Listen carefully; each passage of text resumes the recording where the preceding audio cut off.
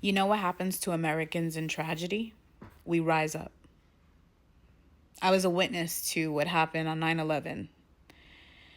And when I say I was a witness, I mean I'm a New Yorker. I wasn't living in New York at the time, but my family was. My mother had to walk home from Manhattan because of what happened. I have family members that worked in the World Trade Center. I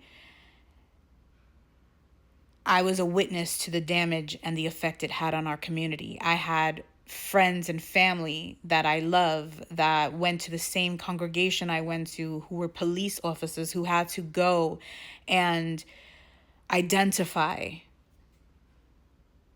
And it was tragic.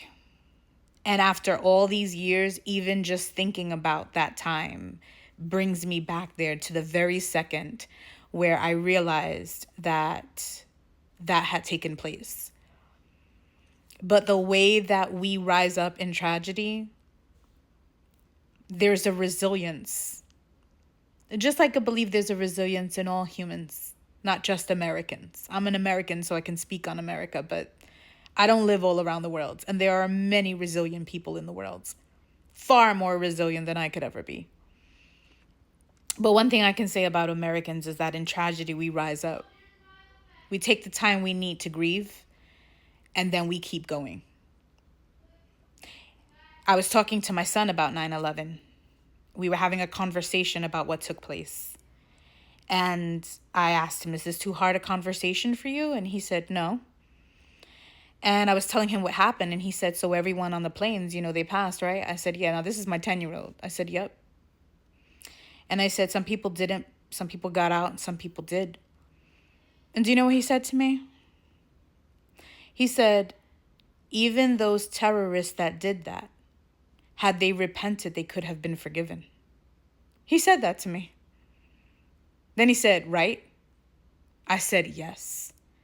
I said, it doesn't matter what we've done. There's always forgiveness to the one who repents. And so, as an American who at the moment has free speech to say what needs to be said, even if people disagree, I will say that there are horrendous things that people do in the name of what they believe is true, but it doesn't make it true. And even though there are great tragedies, we will always rise up.